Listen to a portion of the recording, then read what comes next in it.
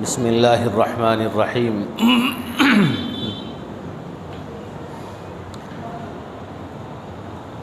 الحمد للہ وکفی وسلام علی عبادہ الذین اصطفی اما بعد فقد قال اللہ تعالی اعوذ باللہ من الشیطان الرجیم بسم اللہ الرحمن الرحیم ولا تجعل يدك مغلولة إلى عنقك ولا تبسطها كل البسط فتقعد ملوما محسورا وقال النبي صلى الله عليه وسلم قال الله تعالى انفق يا ابن آدم انفق عليك او كما قال عليه الصلاة والسلام۔ محترم سامعین اکرام، عزیز بزرگان دین،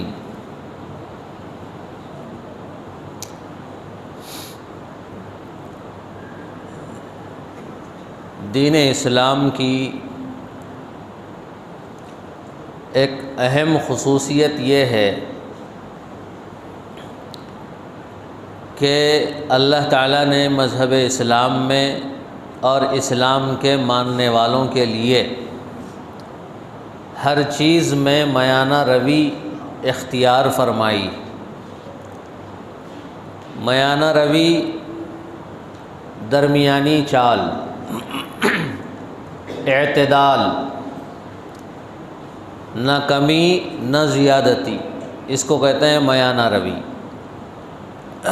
ہماری عام بول چال میں جس کو موافقت کہتے ہیں، یعنی درمیانہ درمیانہ۔ تو اعتدال، میانہ روی اسلام کی سب سے اہم خصوصیت، ایک بہت بڑی خصوصیت ہے۔ اللہ تعالیٰ نے ہر کام میں اعتدال کو پسند فرمایا ہے۔ اسلام مسلمانوں کو یہ حکم نہیں دیتا کہ تم کھاؤ بھی مت، پیو بھی مت، بس 24 گھنٹے اللہ اللہ کرتے رہو۔ اسلام یہ بھی نہیں کہتا۔ اسلام یہ بھی نہیں کہتا کہ تم کھاتے پیتے رہو، نماز مت پڑھو، ذکر مت کرو۔ اسلام یہ بھی نہیں کہتا۔ اسلام کا حکم میانہ روی کا ہے، اعتدال کا ہے۔ اسلام یہ کہتا ہے کہ تم اللہ کی عبادت بھی کرو، اللہ کی طرف توجہ برقرار رکھو، لیکن مخلوق سے بے خبر بھی مت ہو۔ خود سے بھی بے خبر نہیں ہونا ہے، اپنے اہل و عیال سے بھی بے خبر نہیں ہونا ہے۔ اللہ کے نبی علیہ الصلاۃ والسلام اس کی بہترین مثال ہیں اعتدال کی، سب سے بہترین مثال۔ اللہ کے نبی نے دنیا والوں کو یہ کر کے دکھایا۔ آپ نے تجارت بھی کی، آپ نے شادیاں بھی کی، آپ نے کھانا بھی کھایا، اور آپ نے کپڑے بھی پہنے، آپ نے اپنے اہل و عیال کے ساتھ وقت بھی گزارا، آپ نے بچوں کے ساتھ وقت گزارا، بیویوں کے ساتھ اللہ کے نبی علیہ الصلاۃ والسلام مذاق بھی کرتے تھے، صحابہ اکرام سے بھی مذاق کیا کرتے تھے ہلکا پھلکا۔ اور دوسری طرف اللہ کے نبی علیہ الصلاۃ والسلام راتوں رات سجدے میں رہا کرتے تھے، رویا کرتے تھے۔ تجارت ایک طرف تھی تو اللہ کے لیے خرچ کرنا ایک طرف تھا۔ ایک دینار بھی، ایک درہم بھی اللہ کے نبی اپنے پاس نہیں رکھتے تھے، جو آتا تھا صدقہ خیرات کر دیا کرتے تھے۔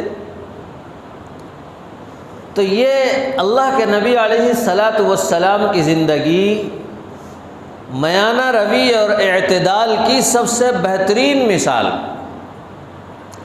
لوگ آج یہ سوال کرتے ہیں کہ بھئی یہ کیسے ہو سکتا ہے کہ ہم یہ بھی کریں وہ بھی کریں، بھئی تجارت بھی کریں اور نماز بھی پڑھیں، یہ کیسے ہو سکتا ہے؟ نماز پڑھیں گے تو تجارت متاثر ہو جائے گی، تجارت میں لگے ہوئے رہیں گے تو نماز متاثر ہو جائے گی، لوگ یہ کہتے ہیں۔ بھئی صحابہ نے بھی یہ کر کے دکھایا۔ صحابہ اکرام میں ہر پیشے کے افراد تھے۔ صحابہ اکرام میں کارپینٹر بھی تھے، صحابہ اکرام میں ویلڈر بھی تھے یعنی لوہار، صحابہ اکرام میں مستری بھی تھے، صحابہ اکرام میں کسان بھی تھے، صحابہ اکرام میں فوجی بھی تھے، صحابہ اکرام میں اور ہر پیشہ جو لوگوں کو جس کی ضرورت پڑ سکتی ہے، ڈاکٹر بھی تھے، طبیب، حکیم وغیرہ جو اس زمانے کے تھے وہ بھی تھے۔ لیکن کیا صحابہ اکرام نے اپنی زندگی میں ان کاموں کاجوں کے ساتھ کیا انہوں نے اللہ کو بھلا دیا تھا؟ کیا انہوں نے اللہ کو چھوڑ دیا تھا؟ نہیں، یہ کام اپنی جگہ اور اللہ کی یاد اپنی جگہ۔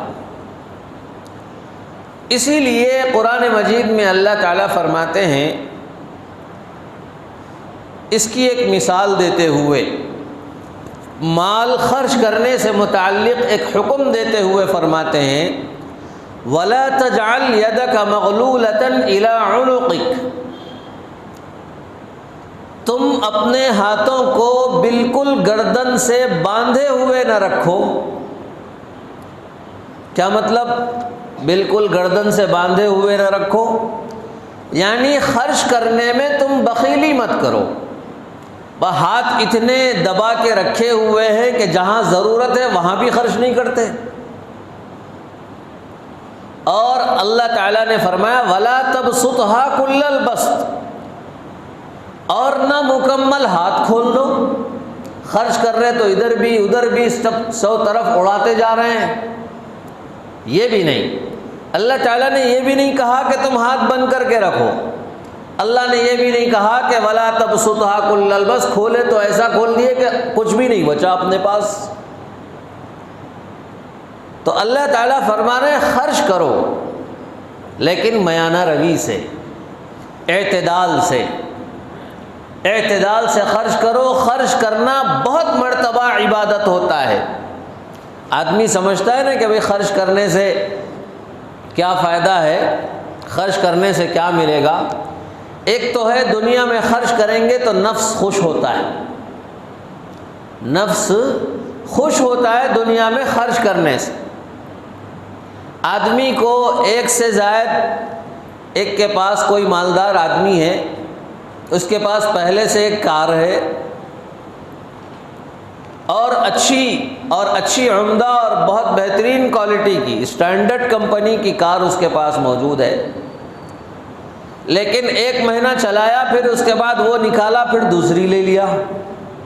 جیسے آج کل بہت سے لوگوں کو موبائل کا شوق ہو گیا ہے، ہر 15 دن میں، ہر 20 دن میں، ہر ایک مہینے میں موبائل چینج۔ کیوں بھائی؟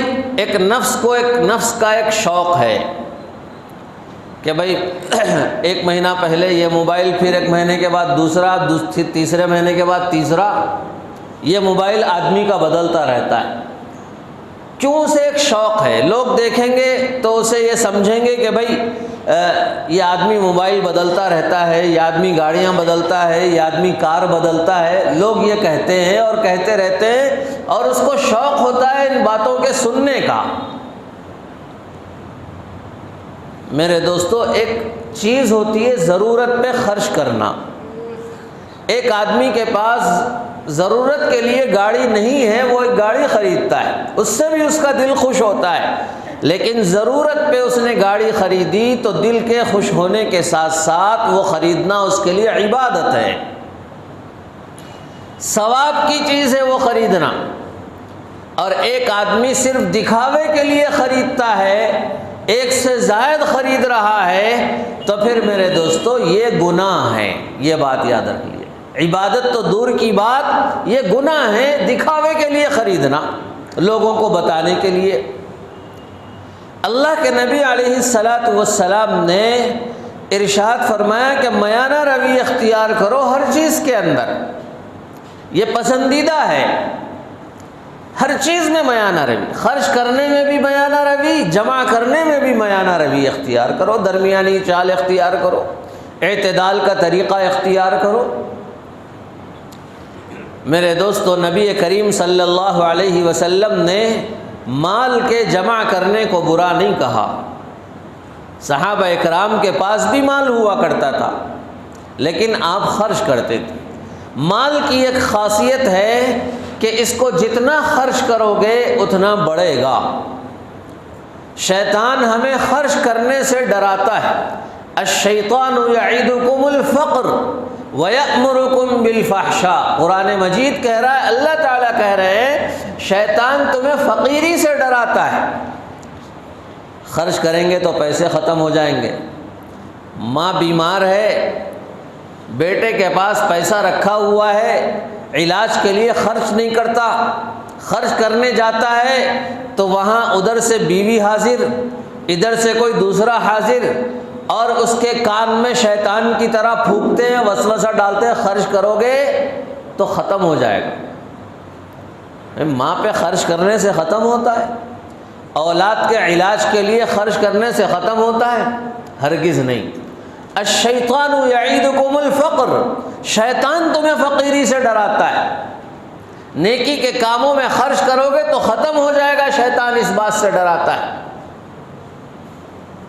اور اللہ تعالیٰ تمہیں فضل سے وعدہ کرتے ہیں، اللہ تعالیٰ فضل کا وعدہ کرتے ہیں، اللہ تعالیٰ مغفرت کا وعدہ کرتے ہیں۔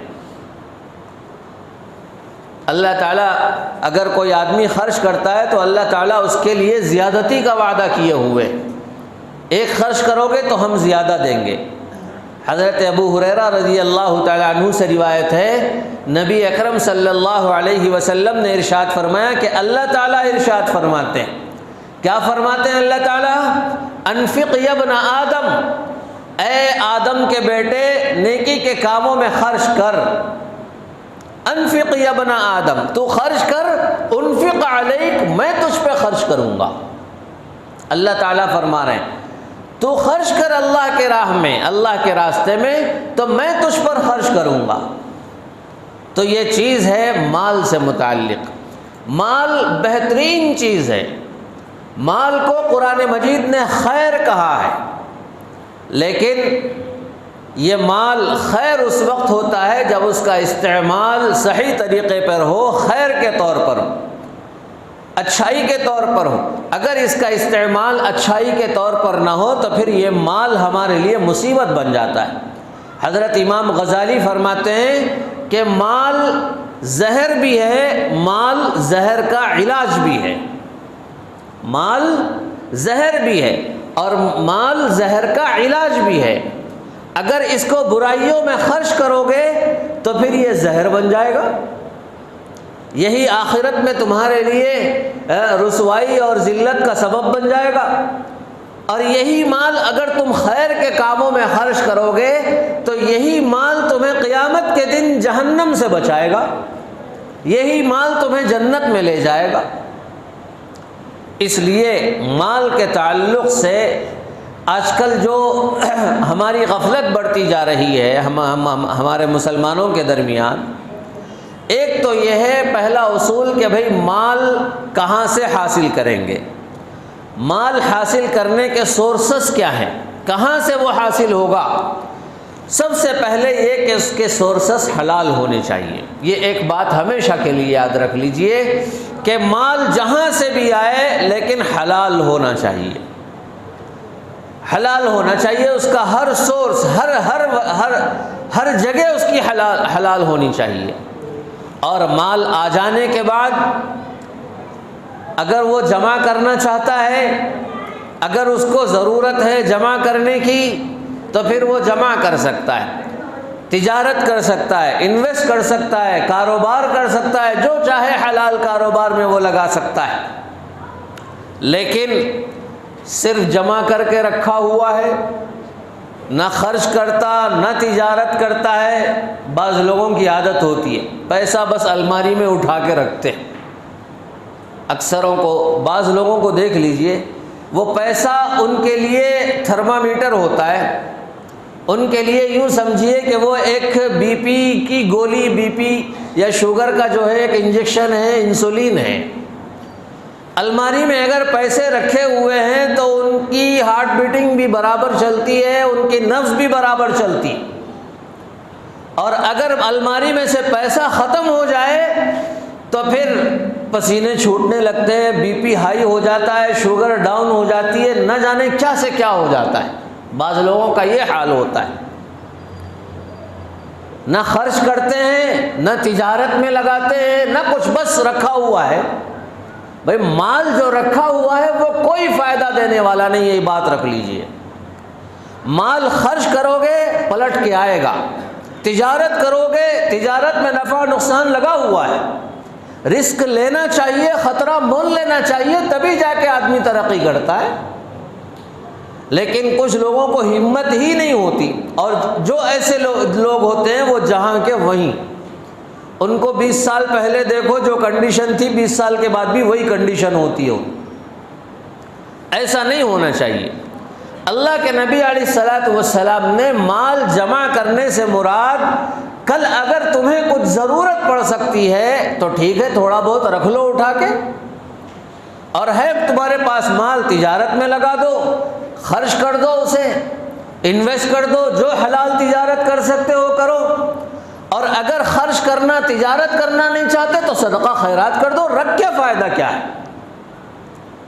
اللہ کے نبی علیہ الصلوۃ والسلام نے یہ مسلمانوں کو ترغیب دی ہے۔ آج مسلمان اس چیز کو بھلا چکے ہیں۔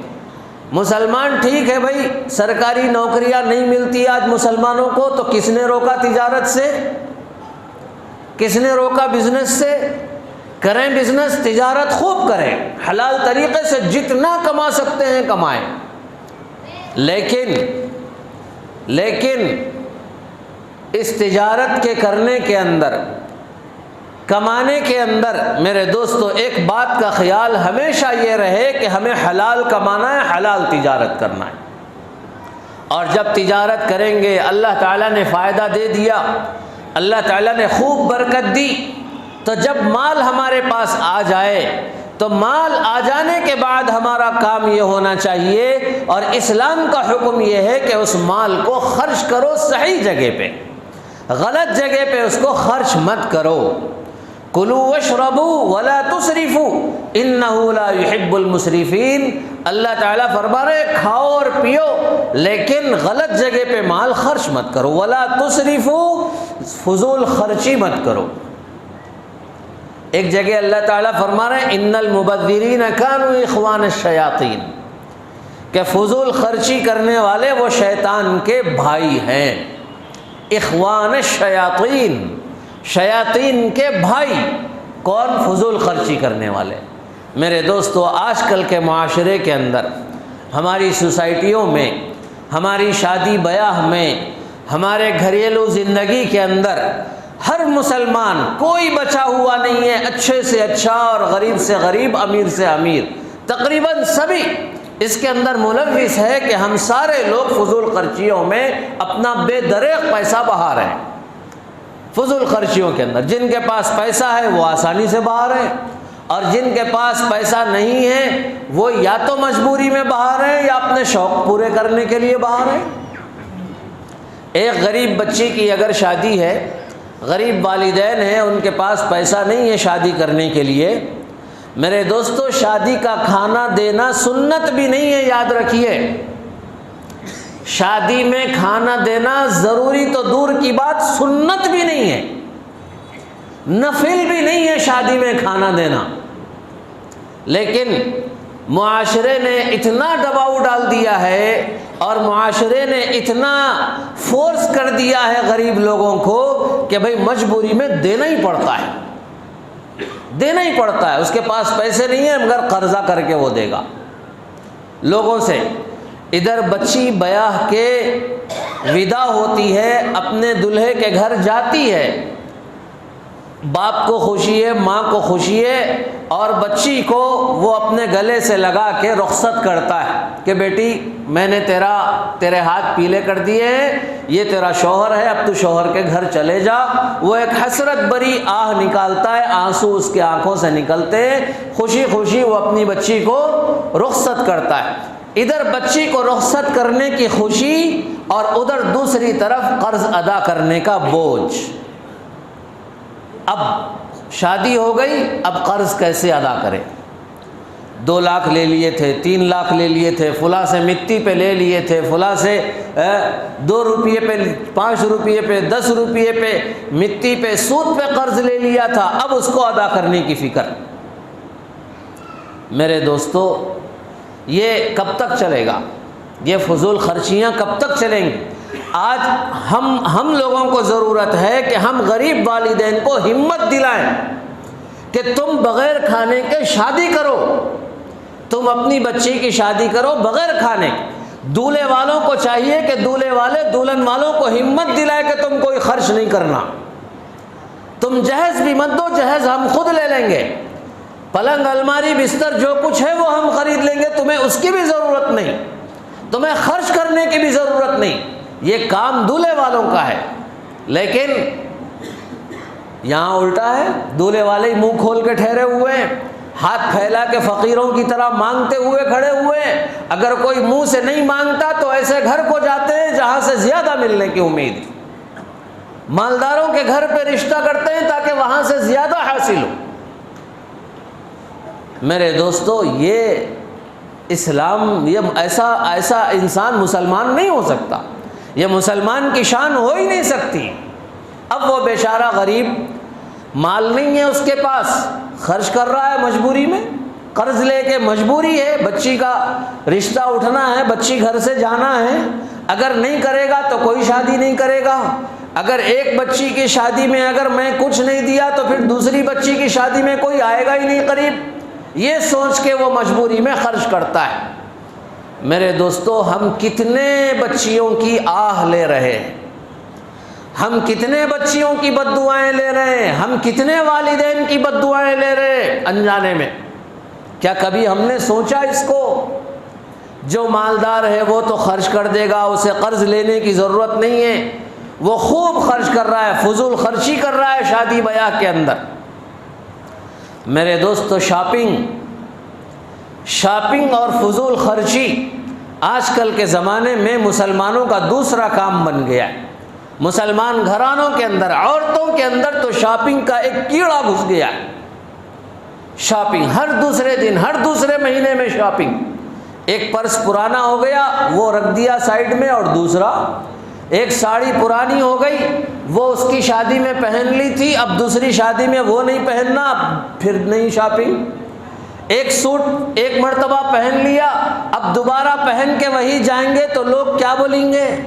وہ فلاں بولیں گی عورت۔ اور عورتیں بھی، نعوذ باللہ، عورتیں بھی ایسی ہوتی ہے کہ اگر کوئی خاتون غریب بیچاری اگر ایک شادی میں ایک جوڑا پہن لیا، پھر دوسری شادی میں اسی کو پہن لیا، تو دوسری آ کے کہتی ہے یہ وہی ہے نا جو پیسے پہلے پہن کے آئے تھے۔ نعوذ باللہ، یہ عورتیں یہ کیا امت کو سبق دے رہی ہے؟ یاد رکھیے، ایک شادی میں اگر جوڑا پہن لیے اور دوسری شادی میں صرف اس نیت سے کہ وہ ایک مرتبہ پہن لیا گیا اور لوگ کیا بولیں گے، دوسری شاپنگ اگر وہ کر رہی ہے تو وہ گنہگار ہے، ان پیسوں کا حساب اللہ کے پاس دینا پڑے گا۔ شوہر سے پوچھو گی، یہ جو شوہر پیسے دیتا جاتا ہے نا بھائی جیب بھرے ہوئے، بیوی بولی یہ خریدنا ہے نکال کے دے دیے، بیوی بولی وہ خریدنا ہے نکال، بھائی تم شوہر ہے تو کیا کنٹرول ہے تمہارا بیوی کے اوپر؟ نہیں خوش کرنا چاہیے بیوی کو، اگر نہیں خوش کریں گے تو گھر میں جھگڑے ہو جائیں گے۔ بھائی خوش کرو، ٹھیک ہے، اس کی ضرورتیں پوری کرو، کوئی اسلام منع نہیں کرتا ہے، جہاں ضرورت خرچ کرنے کی ضرور خرچ کرو، لیکن ان شاپنگوں کے اندر ناجائز شاپنگ، بھئی کیا حرج ہے کہ اگر ایک جوڑا ایک شادی میں پہن لیا تو وہی بھاری جوڑا دوسری شادی میں اگر پہن کے جائیں تو کیا ہو جائے گا؟ لیکن کیا ہے؟ دکھاوا، ریاکاری، دکھاوا، دکھاوے کے لیے کپڑے پہن رہے ہیں۔ حضرت شیخ الحدیث مولانا زکریا صاحب رحمۃ اللہ علیہ کی بیٹی کی شادی ہو رہی تھی۔ حضرت مولانا الیاس صاحب رحمۃ اللہ علیہ سہارنپور آئے ہوئے تھے۔ حضرت جی مولانا یوسف صاحب رحمۃ اللہ علیہ کی شادی تھی۔ حضرت مولانا الیاس صاحب حضرت مولانا انعام الحسن صاحب رحمۃ اللہ علیہ کی شادی تھی۔ حضرت جی مولانا یوسف صاحب رحمۃ اللہ علیہ سہارنپور آئے ہوئے ہیں، مسجد میں ملاقات ہوئی اور فرمایا حضرت مولانا زکریا صاحب نے کہ بھائی میں چاہتا ہوں کہ میری بیٹی کی شادی کر دوں اور مولوی انعام الحسن سے شادی کر دوں گا۔ مولانا الیاس صاحب تشریف لانے والے ہیں اور فلاں بزرگ حضرت حسین احمد مدنی وغیرہ تشریف لانے والے ہیں، لہذا ان بزرگان دین کی موجودگی میں اپنی بیٹی کا اور مولوی انعام الحسن کا نکاح کر دینا چاہتا ہوں۔ تو حضرت حسین احمد مدنی نے جب یہ بات سنی تو کہا نیکی کے کام میں دیری کس بات کی؟ ضرور۔ حضرت مولانا زکریا صاحب رحمۃ اللہ علیہ جو فضائل اعمال جو کتاب ہے جس کی ہم پڑھتے ہیں، اور جنہوں نے لکھی وہ اپنے گھر میں آئے اور گھر میں آ کے اپنی اہلیہ سے کہا کہ دیکھو فلاں بچی کی شادی میں نے طے کر دی ہے، آج مغرب کے بعد اس کا نکاح ہو جائے گا۔ کس دن؟ آج ہی مغرب کے بعد۔ اہلیہ نے کہا بھائی کم سے کم 2 دن پہلے بول دیتے تو میں ایک جوڑا ان کو سلا دیتی۔ تو حضرت نے کہا اچھا، اب تک میں یہ سمجھ رہا تھا ان کے پاس کپڑے ہی نہیں ہیں، یہ جملہ کہا، یعنی وہ بغیر کپڑوں کے گھر میں رہ رہی تھی، اب تک میں یہ سمجھ رہا تھا۔ تو یعنی یہ کہا کہ جب ان کے پاس 2-3 جوڑے اگر موجود ہیں تو پھر مزید کپڑوں کی کیا ضرورت؟ لیکن ٹھیک ہے وہ اللہ والے لوگ ہیں، بہت نیک لوگ ہیں، چلو ہم اتنا بھی نہیں، 1-8 جوڑا خرید لیتے ہیں، کوئی حرج نہیں ہے، دولہا دلہن کے لیے نیا جوڑا خریدنا کوئی بری بات نہیں۔ لیکن فضول خرچی، حد سے زیادہ ایک صاحب نے شادی کی اور اپنی بیٹی کے لیے 1.5 لاکھ کا کھڑا دوپٹہ خریدا، 1.5 لاکھ کا۔ بھئی کیا 1.5 لاکھ کا کھڑا دوپٹہ صرف کتنی دیر کے لیے؟ 4 گھنٹے 5 گھنٹے دلہن پہنتی ہے، پھر اس کے بعد کبھی پہننے کی نوبت نہیں آتی۔ میرے دوستو یہ فضول خرچیاں کر کے ہم نے امت کو برباد کیا ہے اور اپنے پیسوں کو برباد کیا ہے۔ یہی پیسے تعلیم میں خرچ کرو، یہی پیسے ہنرمند بننے میں خرچ کرو، یہی پیسے بزنس کرنے میں خرچ کرو، یہی پیسے تجارت کرنے میں خرچ کرو، یہی پیسے اگر تم نہیں خرچ کرتے دوسری جگہ تو کسی غریب کی مدد کر دو، کسی غریب بچی کی شادی میں لگا دو، کسی کے پاس گھر نہیں ہے اس کو دلا دو، کسی کے پاس کاروبار کے لیے پیسے نہیں ہیں اس کو دے دو۔ لیکن وہاں دینے کے لیے تیار نہیں، جہاں نفس خوش ہوتا ہے وہاں دینے کے لیے تیار ہوتے ہیں۔ میرے دوستو نفس کو خوش کرنے کے لیے خرچ کرنا یہ فضول خرچی ہے، اور اللہ رب العزت نے فرمایا فضول خرچی کرنے والے میرے نہیں شیطان کے بھائی، وہ کبھی میرے نہیں ہو سکتے۔ میرے دوستو آج کے نوجوان فضول خرچیوں میں، کپڑوں میں، شوقوں کے اندر، کھانے پینے کے اندر، ایک ہوٹل میں ہر دن ہوٹلنگ کر رہے ہیں ہمارے نوجوان، ہمارے بڑے، لاکھوں کروڑوں روپیہ اسی کے اندر برباد ہو رہا ہے۔ کتنے ہوٹل چل رہے ہیں میرے دوستو، ضرورت پہ ہوٹل میں کھانا برا نہیں ہے، لیکن گھر کے کھانے کو چھوڑ کے ہر روز وہی خرچ کرنا، میرے دوستو یہ کون سی عقل مندی؟ ہم کہاں پیسہ لوٹا رہے ہیں؟ میرے دوستو ہوش میں آئیے، دشمن ہمیں برباد کرنا چاہتا ہے اور ہم اس کی عیاشیوں میں، بنائی ہوئی چیزوں میں لگے ہوئے ہیں، اسی میں ہم خوش ہیں مگن۔ میرے دوستو فضول خرچی بہت بڑا گناہ ہے، فضول خرچی سے بچیے، اپنے آپ کو بچائیے۔ شادیوں میں فضول خرچیاں مت کیجیے، اللہ کے لیے کم سے کم خرچ میں شادی کیجیے۔ سب سے بہترین نکاح وہ ہے جس میں کم سے کم خرچ ہو، سب سے بہترین نکاح وہ ہے۔ شادیوں میں خرچ کو ختم کر دیجئے، کم سے کم خرچ میں شادی کیجئے اور ہمت کریے۔ اگر مالدار آگے بڑھیں گے تو پھر ہمارا معاشرہ سدھرے گا۔ مالدار اگر یہ کہے میرے پاس تو ہے بھائی میں تو خرچ کروں گا، تو میرے دوستو معاشرہ ہمارا سدھر نہیں سکتا، بدل نہیں سکتا۔ پہلے مالداروں کو بدلنا پڑے گا، تب جا کے عام آدمی اور غریب آدمی بدلیں گے۔ اللہ تبارک و تعالی ہم سب کو نیک عمل کرنے کی توفیق نصیب فرمائے اور حلال طریقے سے مال خرچ کرنے کی ہم سب کو توفیق نصیب فرمائے اور فضول خرچیوں سے ہم سب کی حفاظت فرمائے۔ وآخر دعوانا الحمدللہ۔